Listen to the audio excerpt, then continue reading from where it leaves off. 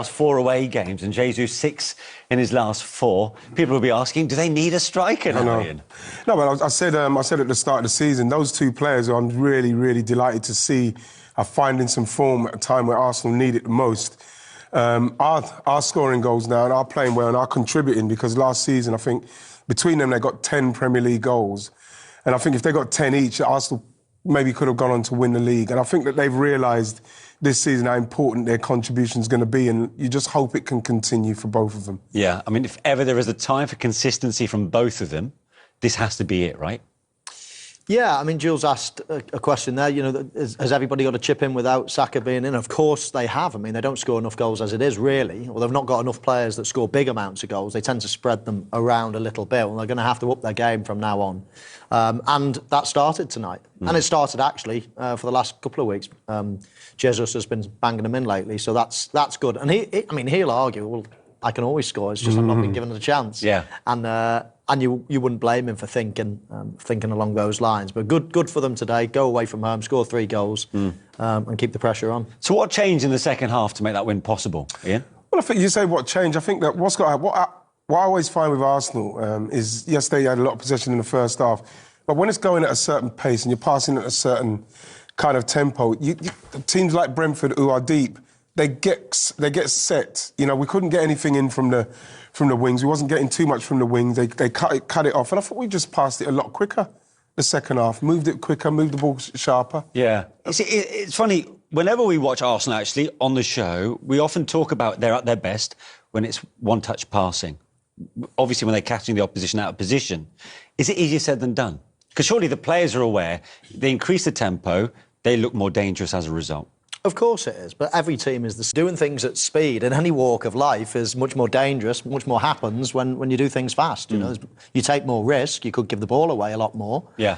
So certain teams like to play more of a controlled way and not risk the ball too much and play a little bit slower. But we all know if you up the tempo, you've got more chance of scoring goals. And of course, every team, when they do that, they look a little bit more dangerous. Arsenal today, even though they went 1-0 down, they still had control of the game. They still had a lot of possession in that first half.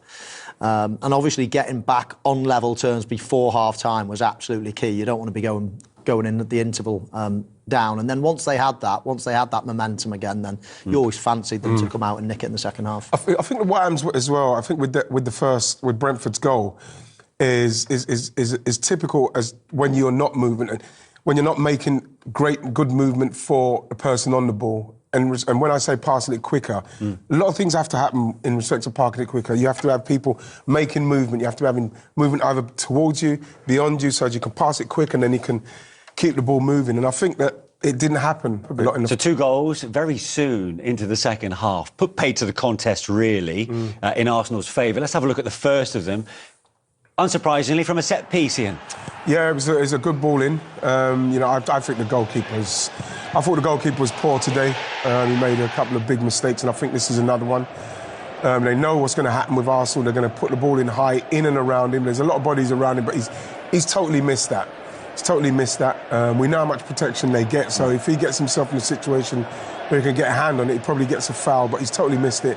And Arsenal, with the amount of bodies that are in there, they've really taken advantage of that, and that's brilliant from Arsenal's point of view. Well, I suppose that's part of the reason why they do that, isn't it? It's the chaos it causes in the box. Yeah, and then most of the time now they're in swinging corners and they land it right on the goalkeeper. You saw there Saliba just putting the goalkeeper off. Enough not to be given a foul, but certainly enough as well to stop him coming and punching that first one, and then the second one he doesn't get enough on it. And they keep the pressure on. They've got big numbers. Look at all those bodies in the box. But they knock that ball right on the money every single time, whether it's Saka previous to getting injured. Declan Rice is a very good corner taker. Whoever stands on that ball, they tend to knock it in a really dangerous place. Yeah, Nwaneri playing his part there. Yeah. And I suppose, you know, that's where he fits that profile of Saka with that left foot and playing on the right. Well, what we've seen with him is his technical abilities, great pace. And again, one of the most difficult things to do, something I probably wouldn't be able to do, is take the corners and put them in a place. Tell us more about it. I mean, that is a particular skill set, isn't it? It is. I remember one time, I said to Arsene Wenger, can I take the corner? He said, no, you can't take them.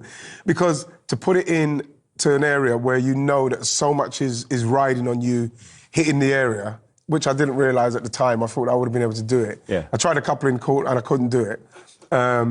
Is such a difficult skill. So when you've got players, especially away from home, you know, people baying, trying to put you off from putting in a good ball, and you still put the ball in an area where you're going to course, but that's perfect. Yeah. You know what I mean? I couldn't do that. Were you any good at them, Michael? Nope.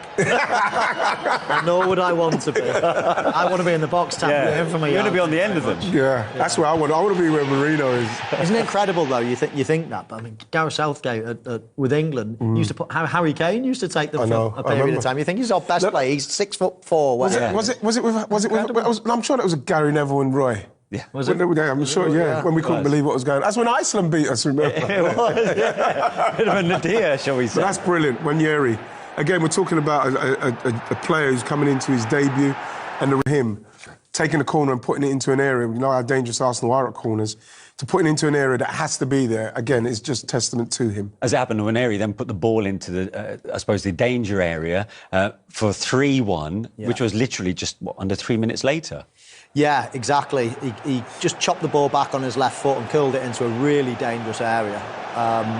And Arsenal had bodies in the box, and it was actually a nice little bit of movement from Martinelli. He just sort of ghosted in, and his man, Damsgaard, he thought he was just going to almost run towards the corner of the six-yard box. So we highlight it here. Here's the ball coming in with the left foot swinging in, and there we have it. And he just almost makes a move and ghosts in, almost a horizontal run there. You saw that, Michael. It's like he checked for him twice, and then he tried to make the run to where he think he was going to be. Because I thought that ball in the first half wasn't working for Arsenal, but I think they got the ball to Nwaneri quicker, which I think was good. He was unable to take them on, but that, for me, is very composed, calm finish there. Now, you'll see, actually, as the ball hits the back of the net, well, we will see now, Nathan Collins felt he was pushed. The Brentford players weren't particularly happy with the match officials here. There. Was that it there? Yeah. I don't think that's enough for a big centre-half. I think he's got himself... Yes, you can see Merino's hands hand on his back, wasn't it? Yeah, but, I'll go back and be petty and talk about the Newcastle and Gabriel when they got his two hands on Gabriel's Don't be back. petty now. Yeah, I'm being petty. No. But I don't think a big centre-half should be looking for a free kick like that. I don't think it was a big enough push in that instance for him to get a foul for that. Michael, for you? Well, VAR would have a second look at it as well, and they didn't think it was a clear mistake. So, no, I agree. I didn't think it was a foul. Yeah, but sometimes you two But don't. at the same time, no, if there's something to disagree with, we will do. But in that instance there, I don't think that a defender defending his goal, which they did very well in the first half, should be pushed off the ball that easily. Yeah. It happens vice versa all the time. Of course, defenders put their arms on strikers. You've got to accept that football is a contact sport. There will be little parts like that. But the fact the second half started in that way, from Brentford perspective, conceding 2 goals in 3 minutes so early on, how much did that put the kind of the wind out of their sails, so to speak? Well, it's a disaster, isn't it? I mean, when Arsenal go 2 ahead, you're probably not going to get back into it, are you? And they're such a good side. So, yeah, all that team talk that we had a little bit of footage of at half-time and the rousing team talk that Thomas Frank gives his team, but all of a sudden, within 3 or 4 minutes, it's all out the window and, you're chasing a game and then you're probably making even more mistakes. So, yeah, that can happen in football, especially against a team as good as Arsenal. I think, as well, Mick, I think what Mikel would have probably have said to the Arsenal side was, go out, start quicker, move quicker, see if we could get something in the first 5-10 minutes of the second half, because we know what they're capable of. We saw it in the first half. They're not in the game for 30 minutes, then bam, they score. Have a go at them and see if we can get something in that time, and then we can relax. And they did. They got it in the space of 5 minutes. They got 2 more goals and finished the game. All right, let's get the post-match thoughts of the Arsenal head coach. Here's Mikel Arteta. It is a difficult place to come, Mikel, so I'm sure this feels like a significant win for you tonight. Yeah, it's a big win. They're a really good side, very well coached, and they've been exceptional at home. Especially when you go down very early in the game, becomes a mountain to climb, but the team was very patient, insisted a lot, and at the end we were rewarded. And it is about winning games in different ways, isn't it? And you had to show some character tonight to respond to that early setback, because the goal came off the back of Arsenal pressure at the start. Yes, it was, and we had to manage that situation emotionally. They create those moments. They are really good at that. They are really good at frustrating you, and we managed to do that as well. We lost some big players again today that they weren't fit for different reasons, and the team still competes very well. Yeah, on that, where was Kai Havertz tonight? Was he not feeling it No, himself? he was sick. We had a few that weren't feeling great, so we have to make a few changes. But it doesn't matter. We bring whoever we bring. They are ready. They are ready to perform. We had Ethan making his debut in the Premier League as well, at 17 years old, and performing well. So it's a good day. And actually, that period at the start of the second half felt quite key for your team to score those 2 goals in such quick succession to almost take the game away from Brentford. Yeah, we started really well, and we took advantage of that. We're very clinical in the box, which against them you have to be, because they are really good in defending with a lot of density, those spaces. And then we'd probably have to step back a little bit as well for the way that they were building the game, but we looked okay. And people are going to be talking about set pieces again, because there was more chaos calls by one. Yeah, and it was good against this team as well. When they are defending so deep, you have to generate that chaos. One of the ways to score as well is set pieces. It was a really prolific way for us, and great to have that results. Because you're not going to be with Bukayo Saka for a while, you've got 9 games, I think, in total in January. Is it about protecting the players over these next few weeks, managing those minutes? Well, I'm more than protecting. I think it's pushing everybody, and understand where is that limit, and then take somebody else in that case. But everybody has to feel that they have a chance to play. Today we decided as well to leave Declan out because he had some niggles in the last few weeks.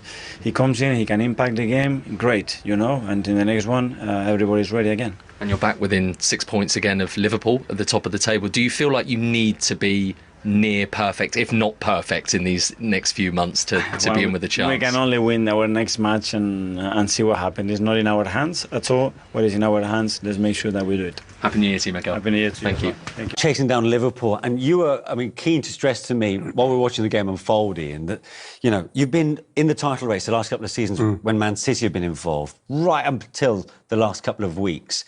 You don't want to be falling out in January, because that becomes pretty dispiriting, right?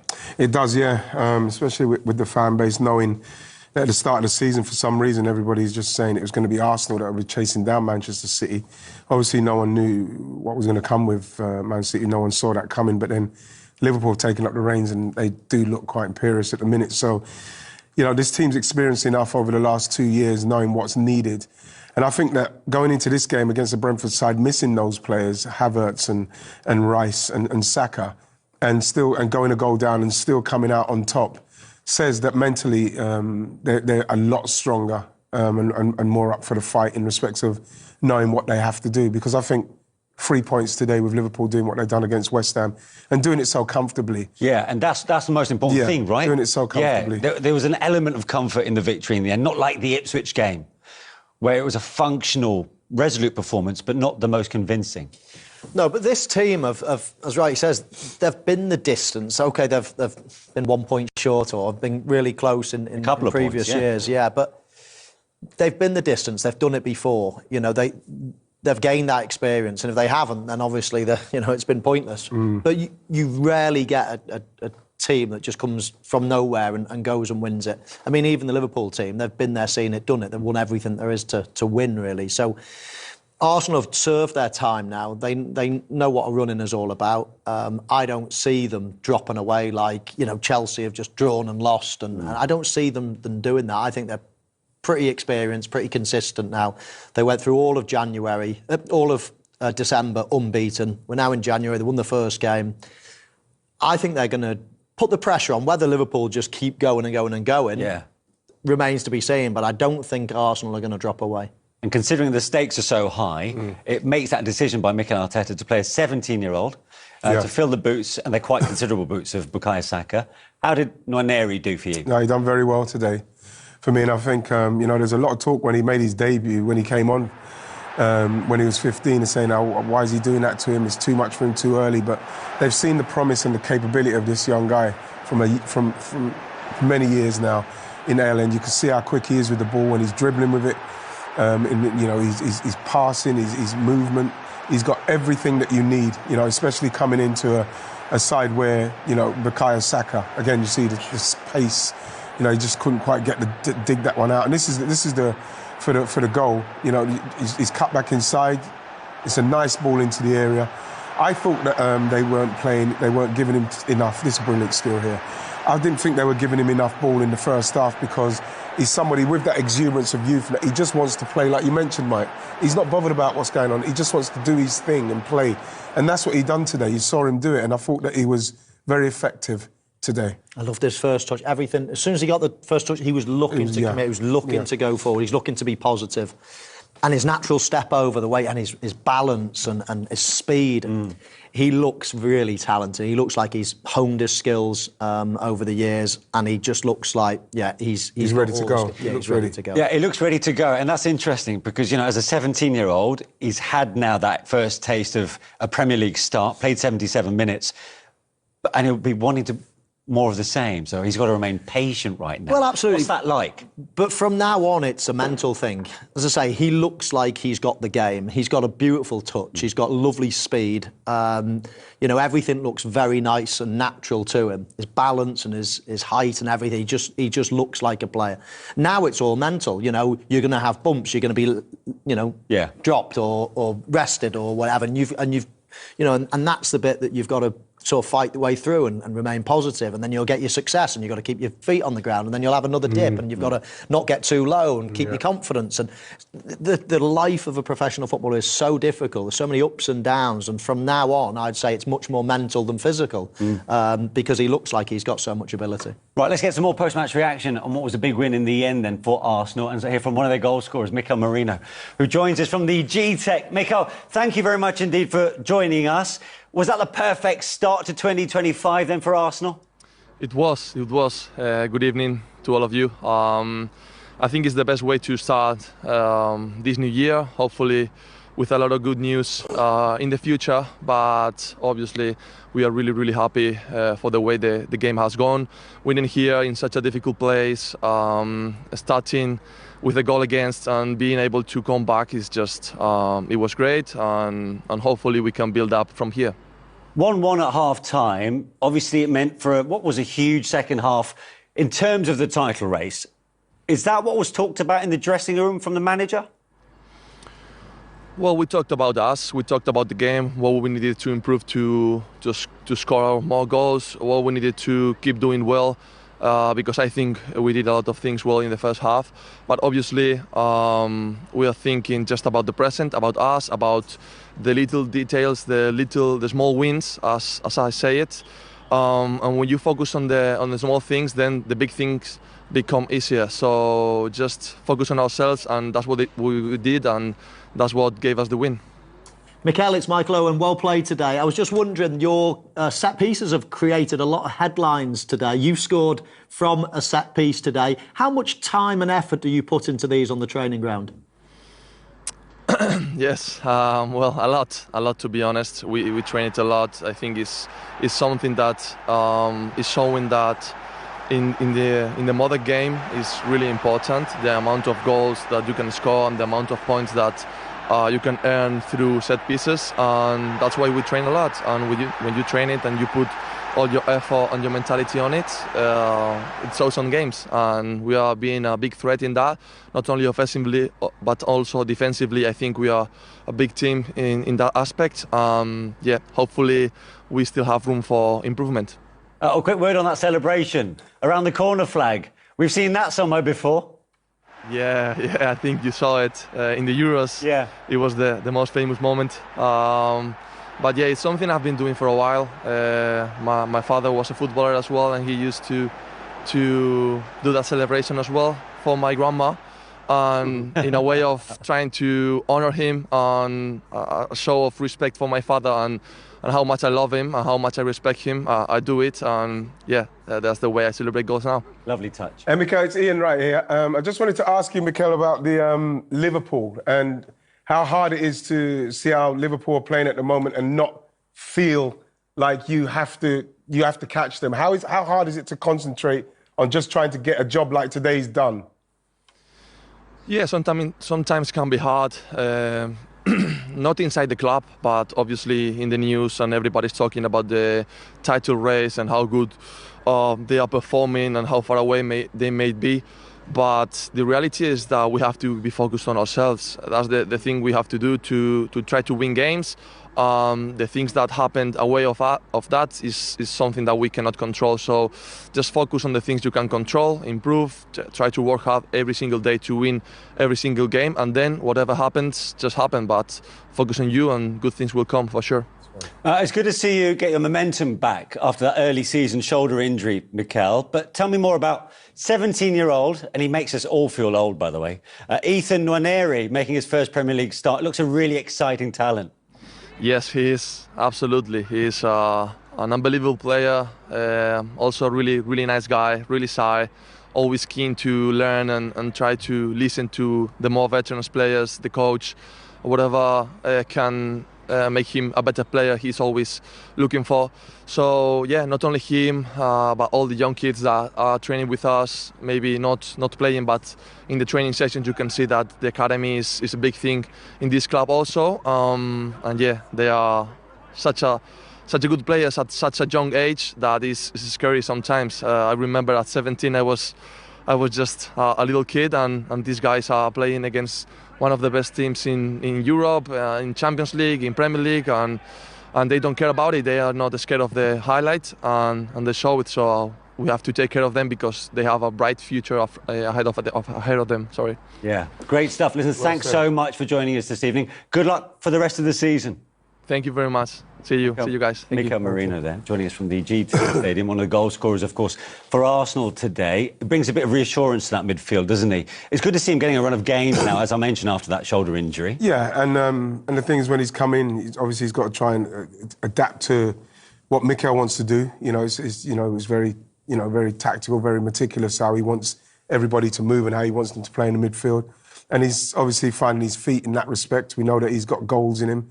And I think that as time goes by, he'll find his feet more and more. Obviously, we need goals from everywhere. So if we can get people like Merino into the box and scoring as well, that's going to help contribute to the goals that Arsenal so desperately need. So let's have a look at the story of the first half, because, of course, Arsenal have had to pick up the win the hard way, falling behind despite being pretty much in control. They went 1-0 down through Brian and Burmo, and then this proved to be the turning point, right, Michael? Well, obviously this would have been 2 if that crossed the line, and we'll just see here, it was very, very close, a matter of inches. David Raya making up for his mistake. This is the Hawkeye angle that we can see, so it wasn't far away. Yeah. And this would have been a totally different game. But only 55 seconds until they go up the other end and do this. They kept the pressure on. They had a lot of people in and around the box here, but so did Brentford. They had a lot of opportunity to clear the ball, eventually dropped to Partey, who struck a great effort on target. Yeah. And it was Jesus that was... Jesus done well, and that's what you want. You want your striker, if there's shots coming in, to be in this kind of position, reacting for anything. That's where he should have pushed it. You can see the arrow there. Yeah. He didn't, and bang. That's what you want. That gets you back in the game. And to be honest, I think Arsenal deserved that in the way the game was going with the possession and the dominance. And so that goal kind of just settled everything down. Yeah. Not that you guys will have any sympathy, but it was a tough afternoon, really, for Mark. Yeah, I mean, that was unopposed. I think that was a mistake. He probably should have pushed it wide. The corner, the set piece that Merino scored from, I feel for him a little bit more because he was under a lot of pressure there. But this has got to, I think he's got to push it. It's almost hit his wrists rather than his hands. Maybe that's what's happening, but it's still poor keeping and poor technique. Yeah. And I think what Michael was going to say about the corner, there's a little bit of hindrance, but he came and, he's got to get something on that. He's stronger. He has to get something on that because, again, the goalkeepers get so much protection that you will definitely get something if there is a foul. Look, you see him there. He's missed the whole thing. You know what I mean? Yes, there's bodies around because there's a lot of bodies in there, Mike. You can see it here. Look, there's bodies around. There it is there, but there it is. He's got enough time for him to be able to get the punch on that, and he's missed it. Yeah. And I'm quite pleased that he did. I'm sure.